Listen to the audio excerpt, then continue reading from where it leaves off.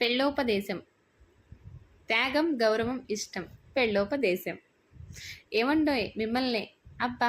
కాస్తైనా చురుగా లేకుంటే ఎలా అండి? ఆ బెజవాడ సంబంధం వాళ్ళు మన సంబంధం ఖాయం చేస్తామని కబురు చేశారని పిన్నిగారు ఫోన్ చేసి చెప్పారు అంది సూర్యకాంతం అరిచినట్టుగా. వినపడిందే. కేబుల్ టీవీ వాడిని రీఛార్జ్ చేయమని డబ్బులు ఇచ్చాను. ఇవాళ సీరియల్ మిస్ అవుదులే. నువ్వేమి దిగులు పడకు, అయిపోతుందిలే అన్నాడు సుందరామయ్య. అబ్బబ్బా! చెవిటి మేళం మీరును చెప్పలేక చస్తున్నారా దేవుడా! తలుపు పెట్టి చెబితే కొలుపు పెట్టి అడిగినట్లుంది మీ వాలకం. అది కాదండి, ఆ బెజవాడ సంబంధం ఖాయం అయ్యిందట అంది సూర్యకాంతం. వినపడిందోయ్. అబ్బా! ఇన్నాళ్లకు నీ నోటి నుండి ఒక శుభవార్త విన్నానోయే కాంతం అన్నాడు సుందరరామయ్య సంతోషంగా. చాలండి సంబడం. శుభం పలకరా పెళ్లి కొడుక అంటే పెళ్లి కూతురు ఉండేది అన్నాడట. అలా ఉంది మీ మాట అంది నిట్టూర్పుతో. సరే గాని పంతులు గారికి కబురు పెట్టండి. మంచి రోజు చూసి నిశ్చయ తాంబూలాలకు ఏర్పాటు చేసుకుందాం అంది సూర్యకాంతం. అలాగే సాయంత్రం వచ్చేటప్పుడు లీటర్ పాలు తెమ్మనేగా. అలాగే తెస్తాను లేవోయ్ అన్నాడు సుందరామయ్య. అయ్యా మహానుభావ, ఆ చెవిటి మిషన్ కాస్త చెవిలో పెట్టుకోండి మహాప్రభో, అరవలేక చేస్తున్నా అంది కసురుకున్నట్లుగా సూర్యకాంతం. ఓకే ఇప్పుడు చెప్పబోయ్. అదేనండి, పంతులు గారిని అడిగి ముహూర్తం పెట్టండి అన్నాను. అలాగే చేద్దాం. ఇంతకు మన వరాలేమంటుంది అడిగావా అన్నాడు సుందరామయ్య. ఆ చిన్నపిల్ల దాని ముఖాన్ దానికేం తెలుసు, మనమెంతంటే అంత అంది కాంతం. సరే, శుభస్య శీఘ్రం, అలాగే కానిద్దాం అంటూ బయటికి నడిచాడు సుందరరామయ్య. అమ్మా వరలక్ష్మి, విన్నావా అంతా? కలిసొచ్చే రోజొస్తే నడిచొచ్చే కొడుకొస్తాడంటే ఇదేనే తల్లి. బంగారం లాంటి సంబంధం, అదృష్టవంతరాలివే తల్లి అని అమ్మాయి తలపై చేతులు పెట్టి మటికలు విరిచింది కాంతం. అమ్మా మరేమో చెప్పవే పిచ్చి తల్లి. చెల్లకొచ్చి ముంత దాచడం ఎందుకు, చెప్పమ్మా అంది కాంతం. అమ్మా, మొన్న పెళ్లి చూపులకు వచ్చిన పెళ్లి కొడుకుకు పళ్ళు వంకరగా ఉన్నాయే, నాకు నచ్చలేదే అంది వరలక్ష్మి. అయ్యో రామా, అదేంటమ్మా పుసుక్కన అంత మాట అన్నావు? నవ్వితేనేగా పళ్ళు బయటికి కనిపించేవి. నిన్ను పెళ్లి చేసుకున్నాక జీవితంలో ఇంకా నవ్వుతాడంటావా? అలా ఎన్నటికీ జరగదు. ఆ నమ్మకం నాకుంది. ఏం కాదులేమ్మా, వదిలే అంది కాంతం. మరి పెళ్లి కొడుకుకు తల మీద జుట్టే సరిగా లేదే, బట్టతలే, ఎలాగమ్మా అంది వరలక్ష్మి. చాలే సంబడం. పిచ్చి కుదిరింది రోకలికి తెచ్చి తలకు చుట్టమన్నాడట వెనకటికెవరో. అలా ఉంది నీ వరస. బట్టతల. జుట్టు ఉన్నా అది ఎప్పటికైనా మన చేతిలో రాలాల్సిందేనే. మీ నాన్నకు కూడా ముందు తల జుట్టు ఒత్తుగా ఉండేది. ఇప్పుడు చూడు, జుట్టేమైనా మిగిలిందా? ఎలాగో పోయేదేగా. పోయే జుట్టు ఉంటే ఎంత, లేకుంటే ఎంత చెప్పు? ఇది అంతేనే, నువ్వేం బాధపడుకు తల్లి అంది కాంతం. మరి అమ్మా, ఆ అబ్బాయికి అమ్మా నాన్న, ఒక చెల్లి, తమ్ముడు, నానమ్మ ఇంటి నిండా సంతలా ఉన్నారు కదే అంది వరలక్ష్మి. ఓసి పిచ్చి మొహమా, ఎవరుంటే నీకేంటే? పెళ్ళైన 2 రోజుల్లో నా అనుభవంతా గురించి కొంప కొల్లేరు చేసి ఇంటిని 2 ముక్కలు చేసి నిన్ను బయట కాపురం పెట్టిస్తానుగా. ఆ పూచి నాది, నన్ను నమ్ము అంది కాంతం. మరి అమ్మా, అబ్బాయికి ఒట్టి అమాయకంగా మరి మెతకలా ఉన్నాడే అంది వరలక్ష్మి. వెతకబోయిన తీగ కాలికి తగిలినట్లు వెతికి ఏరి కోరి ఈ సంబంధం తెచ్చింది. అందుకేనే పిచ్చి తల్లి. మీ నాన్నలా తానా అంటే తందానా అంటూ గంగిరెద్దులా ఉండాలనే కదమ్మా ఇంత కష్టపడి సంబంధం వెతికింది అంది కాంతం. అమ్మా, పెళ్ళంటే నాకు భయమేస్తోందమ్మా అంది వరలక్ష్మి. ఓసి మొద్ద, నీకెందుకే భయం? పెళ్ళంటే భయపడాల్సింది, బాధపడాల్సింది నిన్ను చేసుకున్న తరువాత పెళ్లి కొడుకుకైతేను మీ నాన్నను చూడటం లేదా? భర్త అంటే భరించేవాడే తల్లి అంది కాంతం. అమ్మా, పెళ్ళైతే పొద్దున్నే లేవడాలు, వంట వార్పు, అంట్లు బట్టలు, ఈ పనులన్నీ ఎలాగే నాకు భయమేస్తుందే అంది వరాలు. పిచ్చి తల్లి, ఇవన్నీ కొద్ది రోజులేనే, మెల్లగా ఇంటి పెత్తనమంతా నీ చేతికే వస్తుంది నాలాగా. తరువాత ఆ పనులన్నీ చాకచక్యంగా భర్తకు నేర్పించి నేర్పుగా ఎలా చేయించాలో ఆ వైనం నేను చెబుతానుగా. నాన్నను చూడటం లేదా? అలా అన్నమాట. ఆ తరువాత మన పని హాయిగా టీవీలో సీరియళ్ళు చూడటం, ముచ్చట్లు పెట్టడం, షాపింగ్లు చేయడం అంతేనే. నన్ను చూడటం లేదా అంది కాంతం. అమ్మా, పెళ్లిలో అమ్మాయి అబ్బాయి వెనకాల నడవాలటగా, ఎందుకే అంది వరం. నన్ను చూడటం లేదా అంది కాంతం. అమ్మా, పెళ్లిలో అమ్మాయి అబ్బాయి వెనకాలే నడవాలటగా, ఎందుకే అంది వరం. అవునమ్మా, అదే ఆ అబ్బాయికి ఇక జీవితంలో చివరిసారిగా నడిచే ముందు నడక. ఇక జీవితాంతం ఉండాల్సింది, నడవాల్సింది నీ వెనకాలేగా.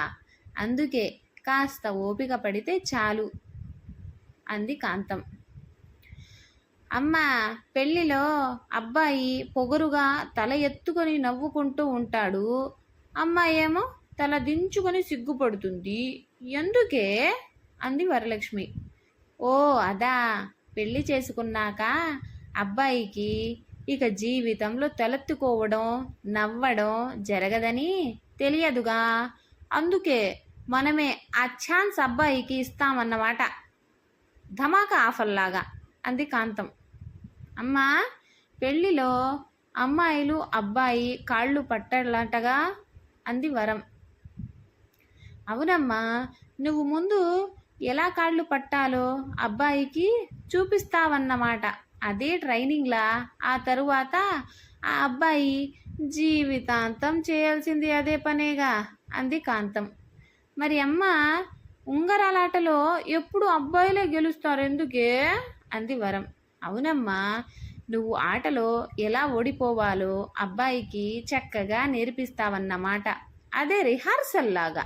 జన్మలో ఇక ఏ ఆటలో నీతో పోటీపడి గెలవడు. ఇది నా గ్యారంటీ తల్లి అంది కాంతం. మరేమో అమ్మా, అబ్బాయి అమ్మాయికి నక్షత్రాన్ని చూపిస్తాడు ఎందుకే అంది వరం. అవునమ్మా, అది అరుంధతి అని మన ఆడ నక్షత్రమే అంటే మనమేనన్నమాట. ఇక జీవితాంతం ఎటు చూసినా, అది పగలైనా రాత్రైనా మనం అబ్బాయికి పట్టపగలే చుక్కలు చూపిస్తాముగా, అందుకన్నమాట అంది కాంతం. అమ్మా, పిల్లలను కనడం, వాళ్లకు పెంచడం అబ్బా చిరాకమ్మా అంది వరం. నీ ముఖం, టీవీలో సీరియల్ పెట్టుకున్నామంటే చాలు, ఇక కన్నామో లేదో తెలియకుండానే డెలివరీ అయిపోతుంది. ఆ తరువాత బాధ్యత అంతా మీ ఆయనో, వాళ్ళమ్మో లేదా పని మనిషో చూసుకుంటారే. ఇంత మాత్రానికి భయం ఎందుకే పిచ్చి తల్లి అంది కాంతం. అమ్మ, మొగుళ్ళు తాగొచ్చి పెళ్ళాలను కొడతారటగా అంది వరం. ఎంత ధైర్యమే! మన చేతిలో అప్పడాల కర్ర వంటి ఇంట్లో గిన్నెలు చెంబులు చూస్తూ ఊరుకుంటాయా?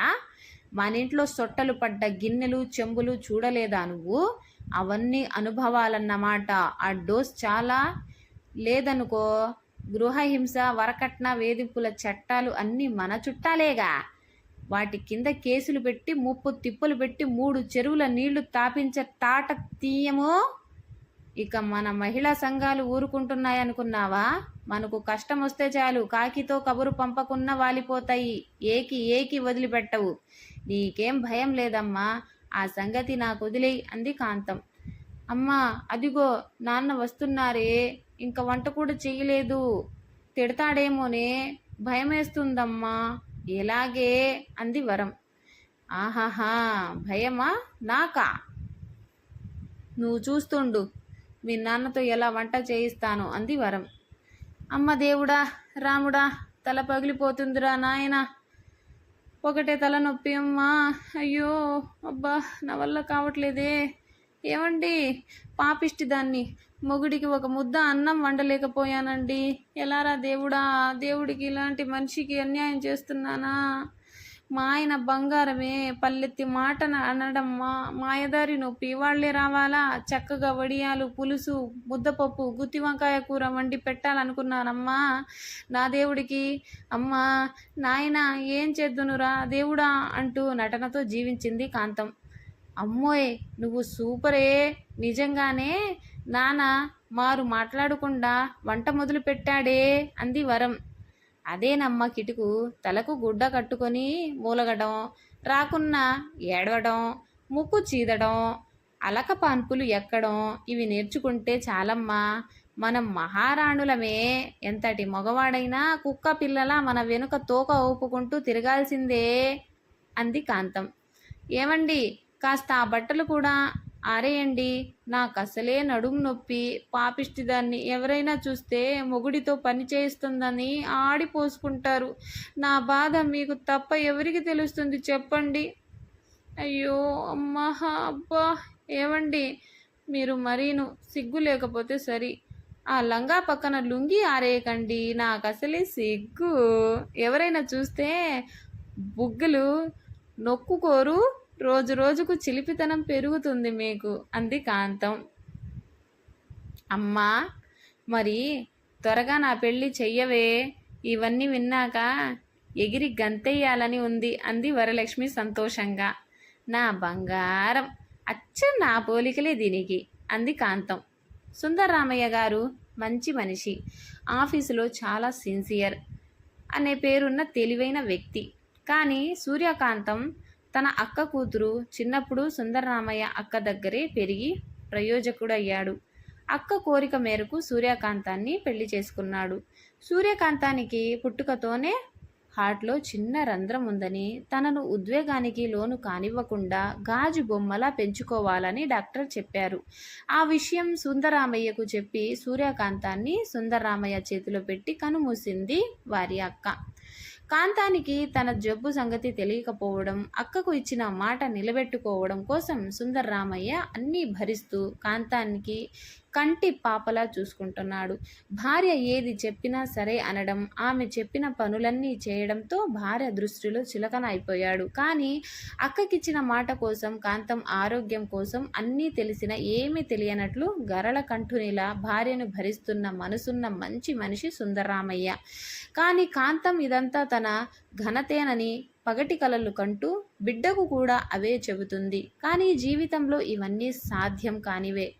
వరాలుకైనా త్వరలో తప్పక తెలియవస్తుంది. పెళ్ళంటే ఇద్దరు వ్యక్తులను, రెండు కుటుంబాలను ఏకం చేసే ఒక పవిత్ర బంధం. సంసారం అంటే భార్యాభర్తల ప్రేమ, అనురాగం, అన్యోన్యత, ఒకరి కోసం ఒకరు చేసే త్యాగం, ఒకరి కష్టాలు మరొకరు తెలుసుకొని గౌరవిస్తూ సాగించే ప్రయాణం అంతే. కానీ ఒకరి లోపాలను మరొకరు వెతుక్కుంటూ ఒకరినొకరు కించపరుచుకోవటం కానే కాదు. వీడియో నచ్చితే లైక్ చేయండి, షేర్ చేయండి, సబ్స్క్రైబ్ చేసుకోండి.